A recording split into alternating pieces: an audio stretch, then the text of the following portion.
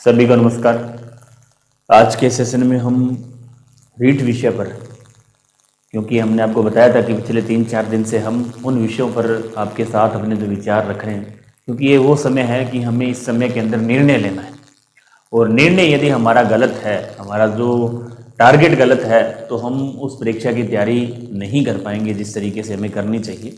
तो आप यदि निर्णय आपका सही है, सही समय बहुत सही है अभी, क्योंकि सभी वैकेंसियां आ चुकी हैं जो भी जिस भी डिपार्टमेंट में आप तैयारी कर रहे हैं। तो आज हम मुख्य रूप से रीट और वरिष्ठ अध्यापक विषय पर आपके साथ में चर्चा करने जा रहे हैं।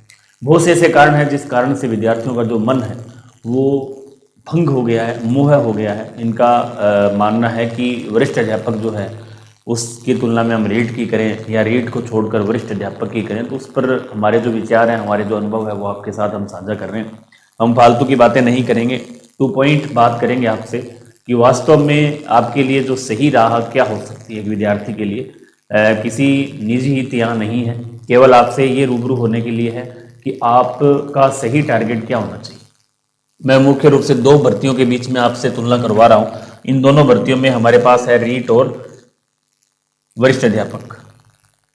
इसके अंदर हमारे पास रीट और वरिष्ठ अध्यापक की हम मुख्य रूप से बात करेंगे। यहाँ रीट और वरिष्ठ अध्यापक में से किसका चयन करें और किस प्रकार से आप इसका चयन कर सकते हैं। इनमें कारण क्या हो सकता है, क्योंकि बहुत से ऐसे कारण हैं। अभ्यर्थी पुराने, जैसे अब ये आज का जो ट्रेंड नहीं है, ये ट्रेंड है, पुराना ट्रेंड इसको कह सकते हैं। जब 2016 हो, 18 हो, जब जब वरिष्ठ अध्यापक आई, उसके साथ साथ हमारी रीट परीक्षा हमेशा आयोजित होती आई है। और रीट का एक अलग ट्रेंड है। रीट के आते ही हमारी जो सोच इस प्रकार से विकसित हो चुकी है। अब जैसे ही रीट आती है तो हमें ऐसा लगता है कि बहुत बड़ी भर्ती आएगी। दिमाग में एक ऐसा संदेश हमारे मस्तिष्क तक जाता है कि नहीं यार, अब तो 80,000, 60,000, 50,000, 40,000 की भर्ती आएगी, उसमें अपने लग जाएंगे। यहाँ तो 2129 पद ही हैं या 2,000 पद ही हैं। इस प्रकार की भावनाएं हमारे दिमाग में कहीं ना कहीं करती।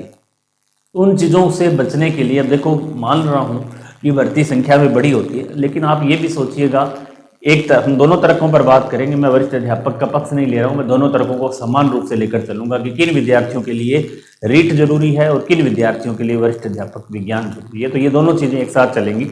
हम सबसे पहले ये देखें, आपका जो तर्क है रीट का तर्क किस लिए मजबूत है कि एक तो संख्या में बहुत ज़्यादा है, संख्या में पद ज़्यादा आते हैं, विद्यार्थियों की मुख्य रुचि इसमें रहती है, तो वो सोचते हैं कि हमें रीट की तैयारी करनी चाहिए। एक वर्ग दूसरा है जो वरिष्ठ अध्यापक की ओर है। अब जैसे हम बात करें इस वर्ग के अंदर, अब वरिष्ठ अध्यापक में हम बात करें कि 70 सीटें आई है हमारी एसएसटी की, तो वो विद्यार्थी ये सोच रहा है कि नहीं, मुझे इसमें तैयारी नहीं करनी चाहिए, मुझे रीट की ओर जाना चाहिए। तो एसएसटी का जो विद्यार्थी है वो यदि रीट और सेकेंड ग्रेड की तैयारी करता है, तो मेरे आइडिया से उसके लिए सेकेंड ग्रेड और रीट का सिलेबस बिल्कुल सेम है। मतलब आप ग्रेड सेकेंड की तैयारी यदि करते हैं तो उस समय आपका रीट का सिलेबस 90% कवर हो जाता है। ये बात मैं एसएसटी विषय में कर रहा हूँ, तो उनको तो किसी प्रकार की दौरान नहीं होनी चाहिए। यदि सेकंड ग्रेड में नहीं हुआ तो रीट में हमारा हो जाएगा कन्फर्म है। थर्ड ग्रेड में दोनों एक दिन आयोजित नहीं होगी, दोनों में 1-2 टॉपिक जो अलग है, कुछ एक टॉपिक एसएसटी में अलग है, वो आप आराम से मुख्य रूप से 1-1.5 महीने में आप निकाल सकते हैं। तो उनका तो कोई ज़्यादा लंबा चौड़ा संघर्ष नहीं है, आप आराम से कर सकते हैं। अब एक जो साइंस का विद्यार्थी है, उसका रीट का सिलेबस और इसका सिलेबस में काफ़ी अंतर है, तो वो विद्यार्थी ये सोचते हैं कि हम सेकंड ग्रेड की कर लेते हैं तो हमारी रीट की हो जाएगी। ऐसा नहीं। आप सबसे पहले डिसाइड करें कि हमें करना क्या, एक दोनों में से चयन कर सकते हैं। मैं मेरे अनुभव से यदि बताऊं तो किस विद्यार्थी को किस प्रकार से चयन आप कर सकते हैं। हालांकि आपका काम है, आप चयन करेंगे तो आसानी से आप इस परीक्षा को पास कर सकते हैं रीट। अब रीट पात्रता की हम बात कर लें कि रीट जो पात्रता परीक्षा है ये होने जा रही है फरवरी के अंदर। अब उन विद्यार्थियों के लिए जो विद्यार्थी बिल्कुल नए हैं, बिल्कुल नए का मतलब फ्रेशर हैं, और उनके दिमाग में ये है कि हमें रीट की तैयारी करनी है, तो उनको तो पात्रता की तैयारी शुरू कर देनी चाहिए। पात्रता उनके लिए जरूरी है। तो आप यदि 1.5-2 महीने भी आप पात्रता को 1.5-1 महीना देते हैं तो आपकी पात्रता रीट क्या हो जाती है, क्लियर हो जाती है। ये तो उन विद्यार्थियों के लिए है वो केवल रीट की तैयारी के लिए सोच रहे हैं और शुरू में बिल्कुल नए हैं, तो उनको तो रीट पात्रता करनी चाहिए। दूसरे विद्यार्थी, क्रम नंबर 2, ऐसे विद्यार्थी जो रीट पात्रता पहले पूरी कर चुके हैं, पिछली बार रीट पात्रता कर चुके हैं। अब ये नियम संशोधन भी हुआ है कि 2022 के बाद जिन्होंने रीट पात्रता 21 में दी थी तो उनकी तो मान्य नहीं है, 3 साल हो चुके हैं, लेकिन पिछली बार इसको आजीवन कर दिया था, तो उनको आपको दोबारा पास करने की आवश्यकता नहीं है। तो रीट पात्रता की हम बात करें तो रीट पात्रता आपकी क्लियर है। अब आपके विषय में क्या सवाल हो सकते हैं कि आपको ये लग रहा है कि सेकंड ग्रेड में पद कम है, हमें रीट मुख्य परीक्षा की तैयारी करनी चाहिए। ऐसा आप तब करें तब जब आपने पिछली बार रीट मुख्य परीक्षा का एग्जाम दिया था और कुछ मार्क्स से आप रह गए, मतलब आपकी बहुत शानदार तैयारी थी रीट के अंदर और आप कुछ अंकों से रह गए, तो मैं उन विद्यार्थियों को यही कहना चाहूंगा कि उनको रीट की तैयारी करनी चाहिए। आपने सेकंड ग्रेड को छुआ भी नहीं अब तक, केवल ना सिलेबस लिया है, ना छुआ है, ना देखा है, उन विद्यार्थियों को रीट की तैयारी करनी चाहिए। जो विद्यार्थी पहले से ये सोच चुके हैं, मन बना चुके हैं, या पिछली बार जिन्होंने परीक्षा दी थी कुछ अंकों से रह गए थे और रीट में ही लगे हुए हैं, उनको मैं दोबारा एक बार यही कहूंगा कि आपको रीट की परीक्षा की तैयारी शुरू कर देनी चाहिए। दूसरा पॉइंट, अब उन विद्यार्थियों की मैं बात कर रहा हूं जो विद्यार्थी पिछले बार लगातार वरिष्ठ अध्यापक विज्ञान विषय से उन्होंने संस्कृत शिक्षा विभाग की भी तैयारी कर रहे हैं, उससे पहले वरिष्ठ अध्यापक पिछली 2022 वरिष्ठ अध्यापक में चयनित हो चुके हैं, 2 गुना के अंदर हो, कम अंकों से रहे हैं, या जिन्होंने कोर्स ले रखा था, तैयारी की थी, वो सभी विद्यार्थी मेरा ऐसा मानना है कि उनको वरिष्ठ अध्यापक की ही पुनः तैयारी करनी चाहिए, क्योंकि वो विद्यार्थी बहुत कुछ इसमें पढ़ चुके हैं, देख चुके हैं, तो उनको रीट जैसा नया सिलेबस पढ़ने में समस्याएं आ सकती हैं, थोड़ा समय लगता है। यदि आप पहले से ये सोच चुके हैं कि हमने वरिष्ठ अध्यापक संस्कृत शिक्षा का ये तैयारी की है लगभग, या ऐसे विद्यार्थी भी बहुत से हैं जिन्होंने कोर्स ले रखा है वरिष्ठ अध्यापक का और लगभग 50% पूर्ण कर चुके हैं, 50% सिलेबस आपका पूरा हो चुका है वरिष्ठ अध्यापक के अंदर, तो आपको भी मैं यही राय दूंगा कि आपको भी वरिष्ठ अध्यापक की तैयारी करनी चाहिए।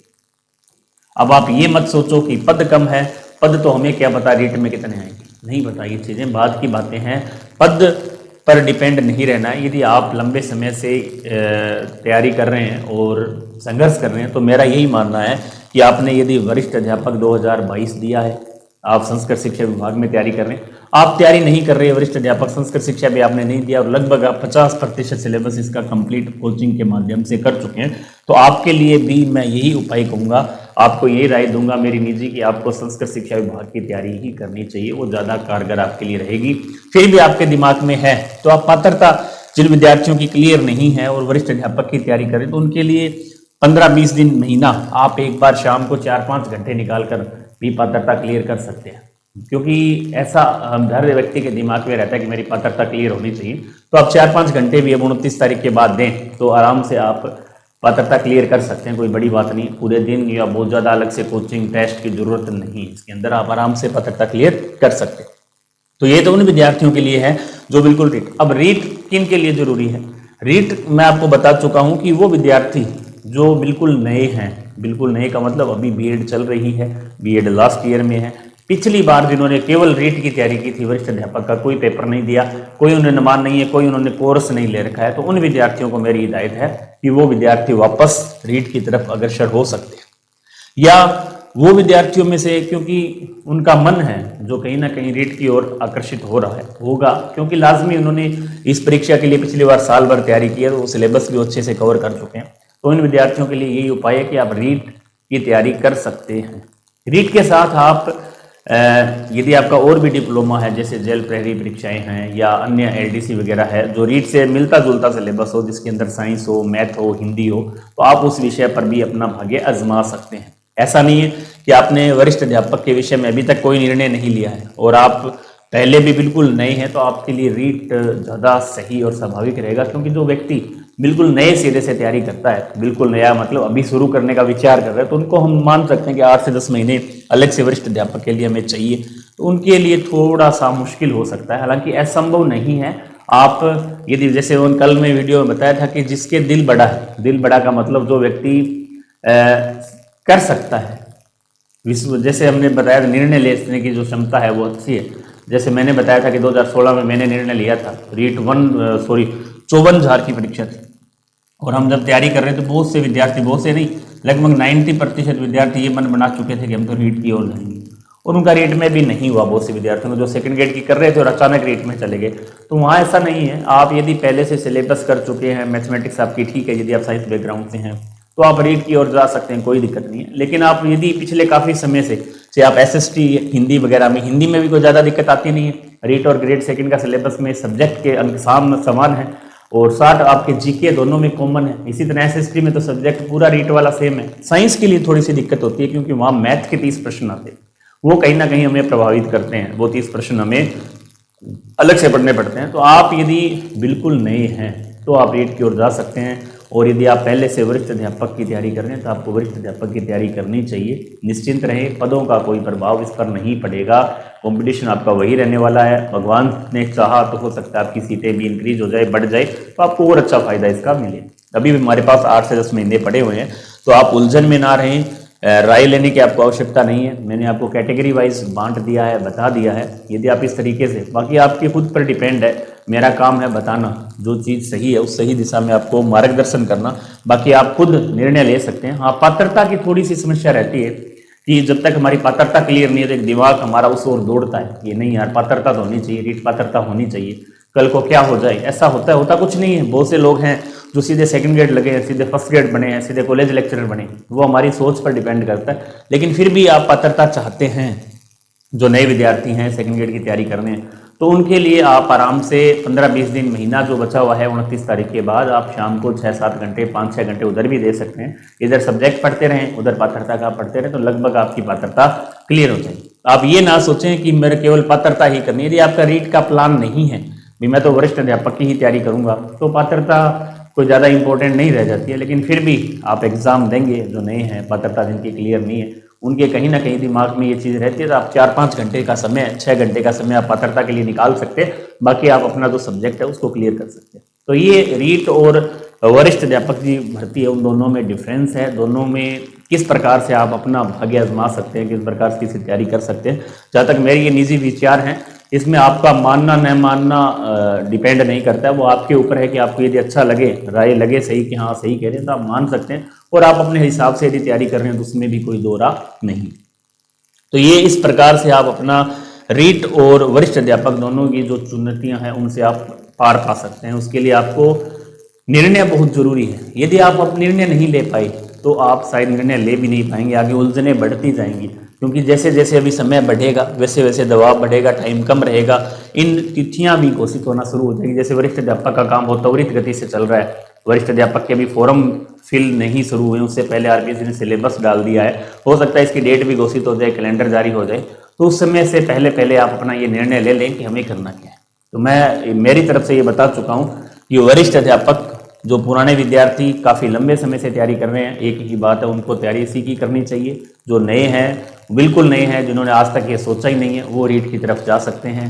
बाकी एज इट इज आप अपनी जो तैयारी उसको आप रेगुलर रखें।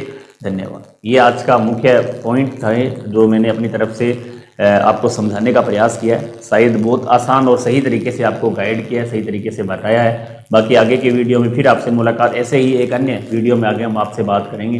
तब तक के लिए जय हिंद, जय भारत, जय राजस्थान।